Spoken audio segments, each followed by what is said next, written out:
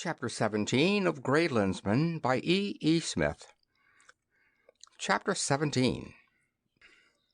Out in space, Kinnison called the entire crew to a mass meeting in which he outlined to them, as well as he could, that which they were about to face.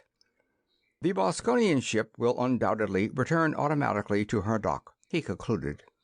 That there is probably docking space for only one ship is immaterial, since the Dauntless will remain free. That ship is not manned, as you know, because no one knows what is going to happen when the fields are released in the home dock. Consequences may be disastrous to any foreign, untreated matter within her. Some signal will undoubtedly be given upon landing, although we have no means of knowing what that signal will be, and Sir Austin has pointed out that there can be no communication between that ship and her base until her generators have been cut. Since we also will be in hyperspace until that time, it is clear that the generator must be cut from within the vessel.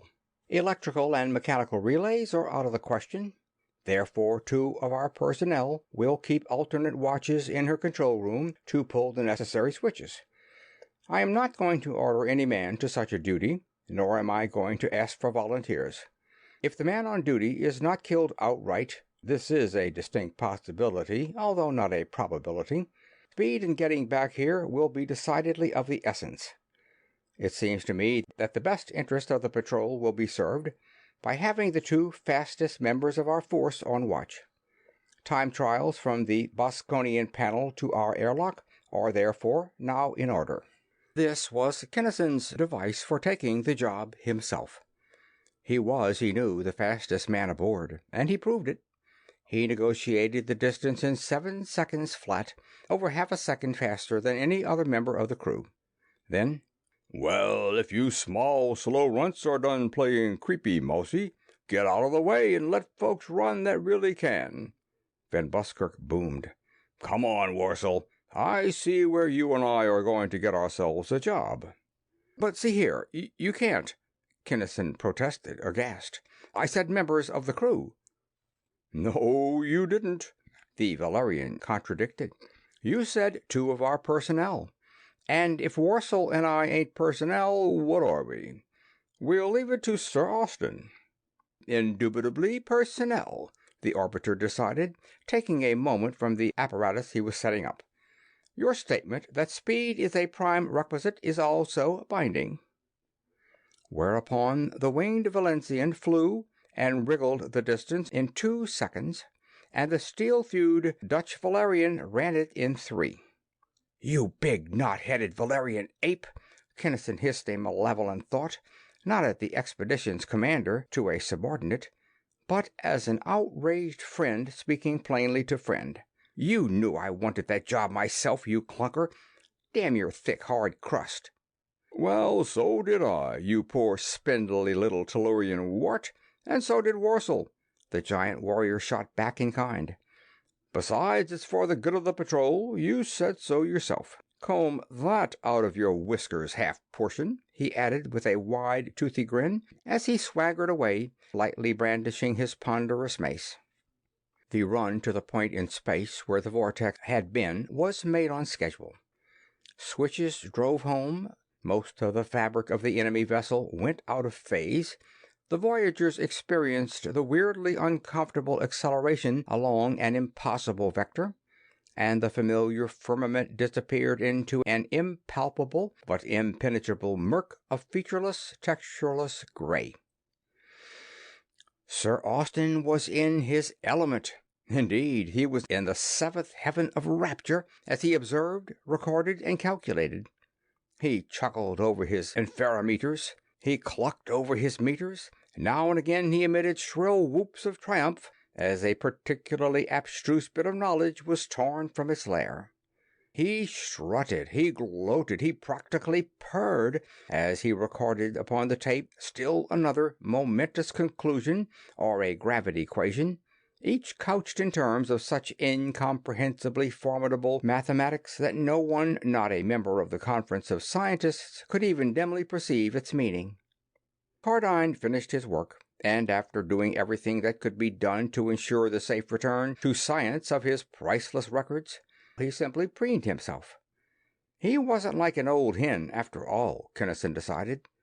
More like a lean gray tomcat, one that has just eaten the canary and, contemplatively smoothing his whiskers, is full of pleasant if somewhat sanguine visions of what he is going to do to those other felines at the next meeting. Time wore on. A long time or a short, who could tell? What possible measure of that unknown and intrinsically unknowable concept exists, or can exist, in that fantastic region of hyperspace, interspace, pseudospace? Call it what you like. Time, as has been said, wore on. The ships arrived at the enemy base. The landing signal was given. Warsaw, on duty at the time, recognized it for what it was. With his brain, that was a foregone conclusion. He threw the switches, then flew and wriggled as even he had never done before, hurdling a thought as he came. And as the Valencian, himself in the throes of weird deceleration, tore through the thinning atmosphere, the queasy Gray Lensman watched the development about them of a forbidding, inimical scene.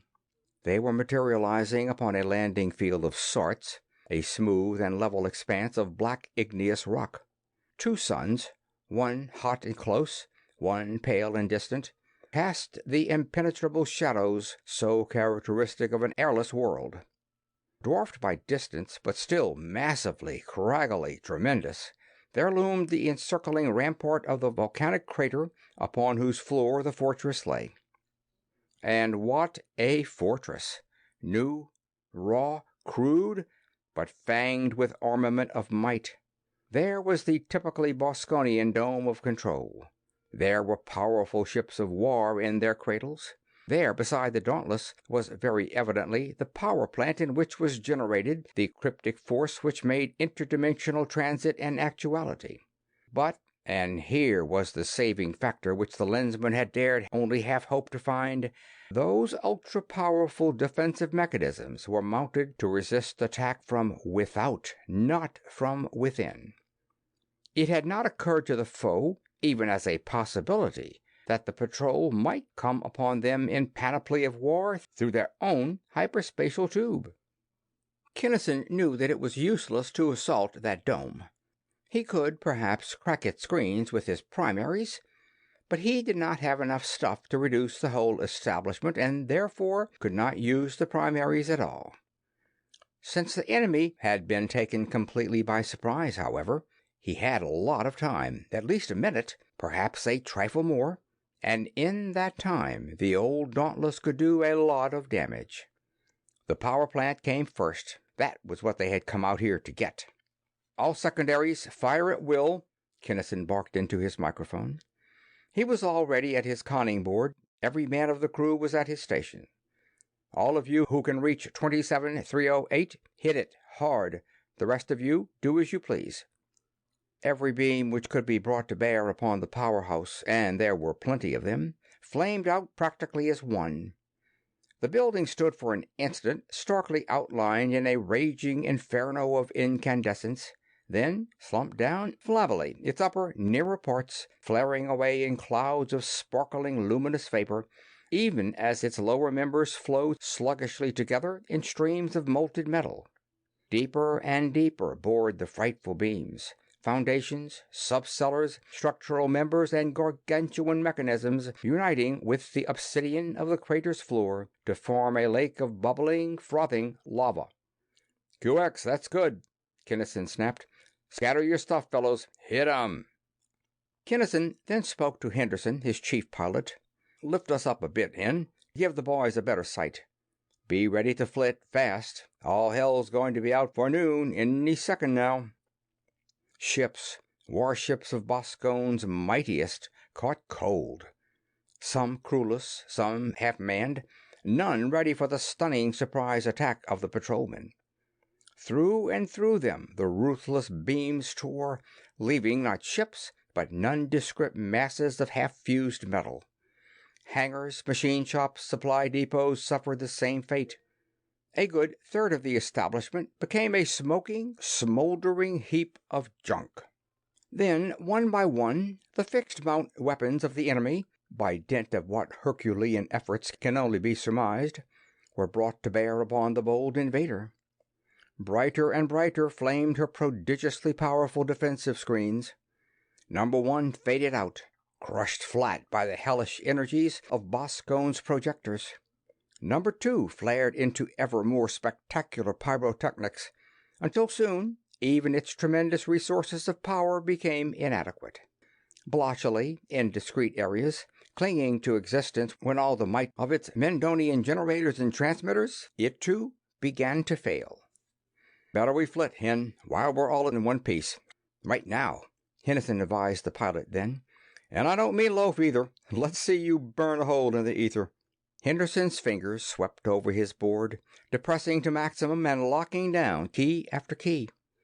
Blast after blast flared from her jets of energies of an intensity almost to pale the brilliance of the madly warring screens.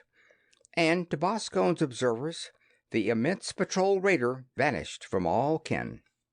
At that drive, the dauntless, incomprehensible maximum, there was little danger of pursuit. For as well as being the biggest and the most powerfully armed, she was also the fastest thing in space. Out in open intergalactic space, safe, discipline went by the board as though on signal, and all hands joined in a release of pent-up emotion. Kinnison threw off his armor and, seizing the scandalized and highly outraged Cardine, spun him around in dizzying though effortless circles. "Didn't lose a man, not a man!" he yelled exuberantly. He plucked the now idle Henderson from his board and wrestled with him, only to drift lightly away ahead of a tremendous slap aimed at his back by Van Buskirk. Inertialessness takes most of the edge off roughhousing, but the performance did relieve the tension, and soon the ebullient youths quieted down. The enemy base was located well outside the galaxy. Not, as Kinnison had feared, in the second galaxy, but in a star cluster not too far removed from the first. Hence, the flight to Prime Base did not take long. Sir Austin Cardine was more like a self-satisfied tomcat than ever as he gathered up his records, gave a corps of aides minute instructions regarding the packing of his equipment, and set out, figuratively but very evidently licking his chops, rehearsing the scene in which he would confound his allegedly learned fellows, especially that insufferable puppy, that upstart Weingard. "And that's that," Kinnison concluded his informal report to Haines. "They're all washed up there, at least. Before they can rebuild, you can wipe out the whole nest. If there should happen to be 1 or 2 more such bases, the boys know how to handle them. I think I'd better be getting back onto my own job, don't you?"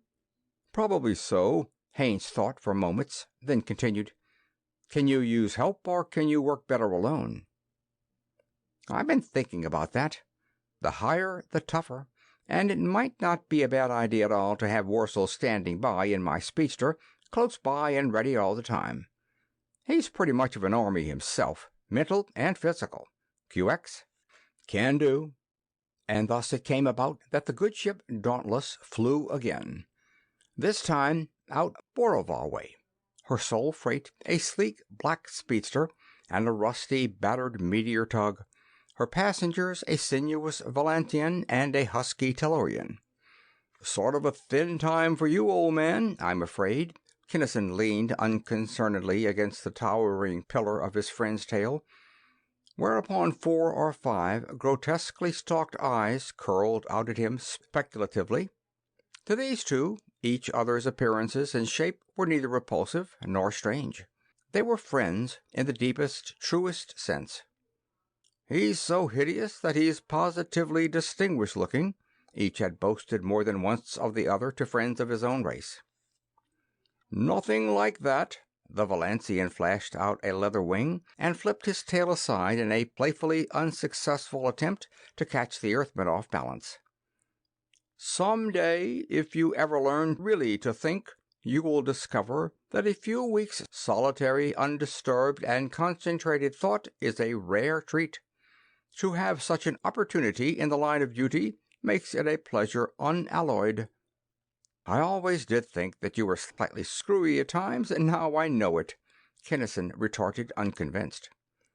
Thought is, or should be, a means to an end, not an end in itself.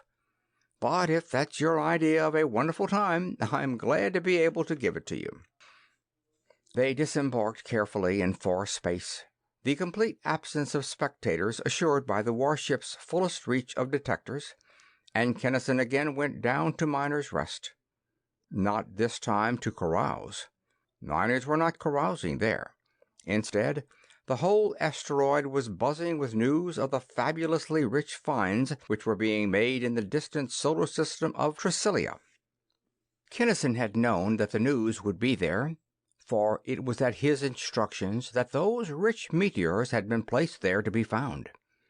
Tricilia 3 was the home of the regional director with whom the Gray Lensman had important business to transact. He had to have a solid reason, not a mere excuse, for Bill Williams to leave Borova for Tricilia.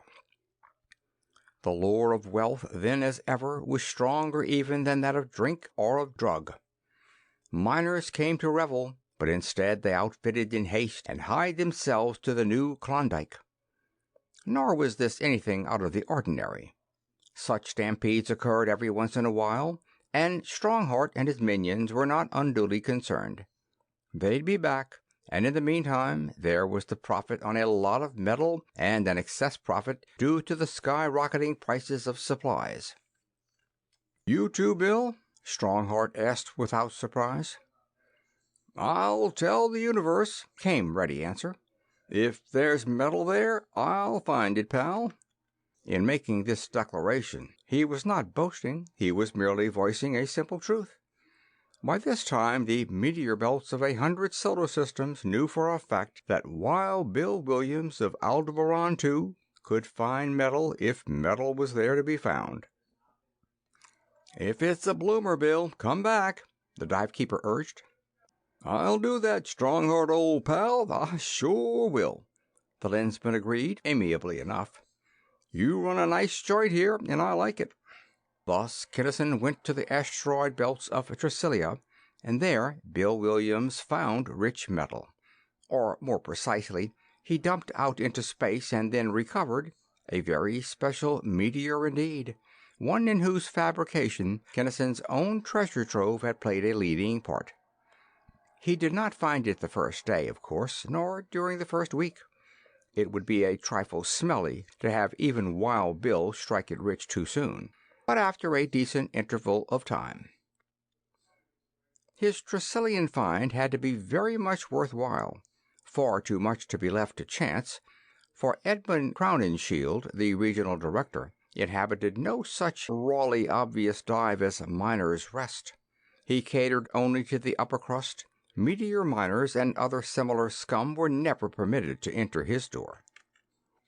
When Kinnison repaired the Bergen home of the Borovan space liner, he had, by sheerest accident, laid the groundwork of a perfect approach, and now he was taking advantage of the circumstance. That incident had been reported widely. It was well known that Wild Bill Williams had been a gentleman once.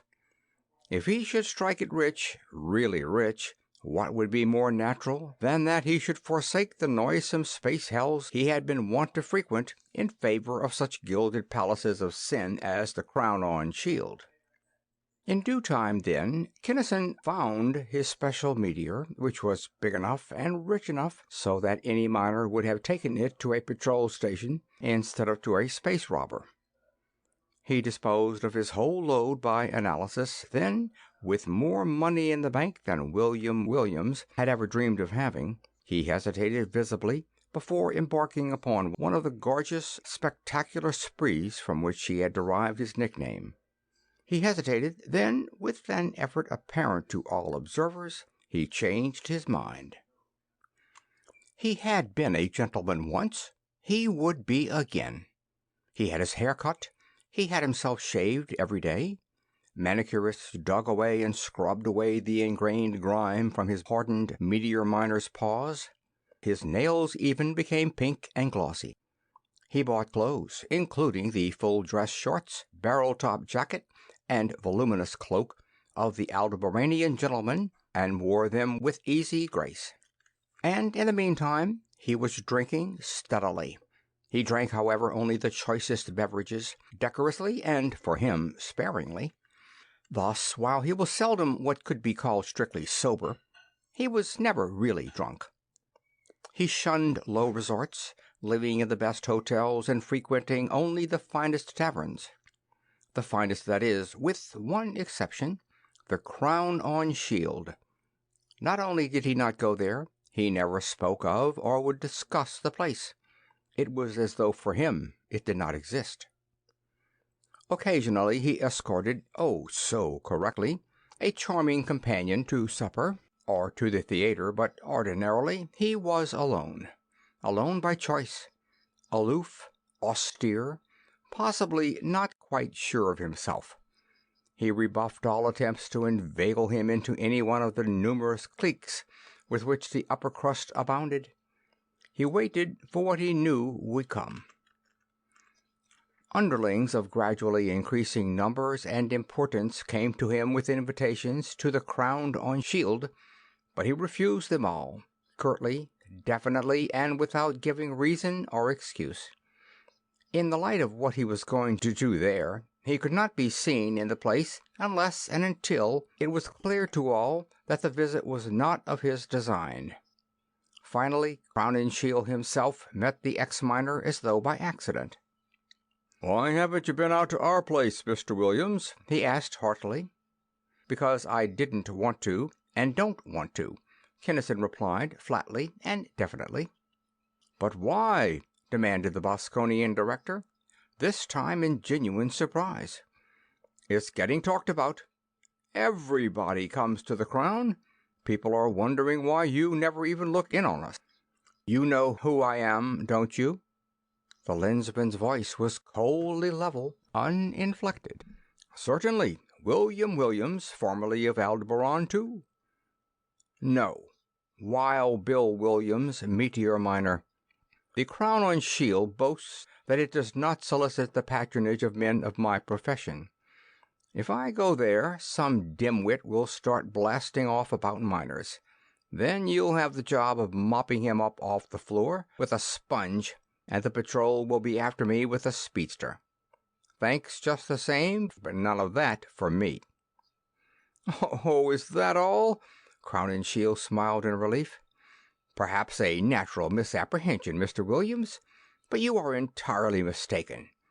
It is true that practicing miners do not find our society congenial, but you are no longer a miner, and we never refer to any man's past. As an Aldebaranian gentleman, we would welcome you, and in the extremely remote contingency to which you refer, I assure you that you would not have to act. Any guest so boorish would be expelled." "In that case, I would really enjoy spending a little time with you. It has been a long time since I associated with persons of breeding," he explained with engaging candor. "I'll have a boy see to the transfer of your things." And thus the Gray Lensman allowed the Zwilnik to persuade him to visit the one place in the universe where he most ardently wished to be. For days in the new environment everything went on with the utmost decorum and circumspection.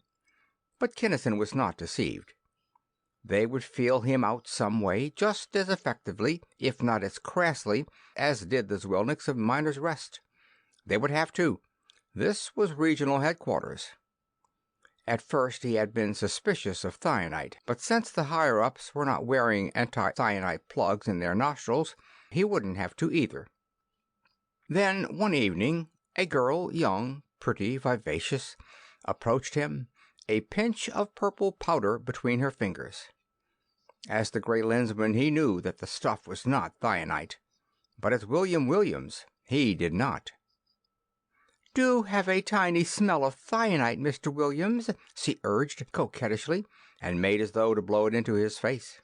Williams reacted strangely, but instantaneously.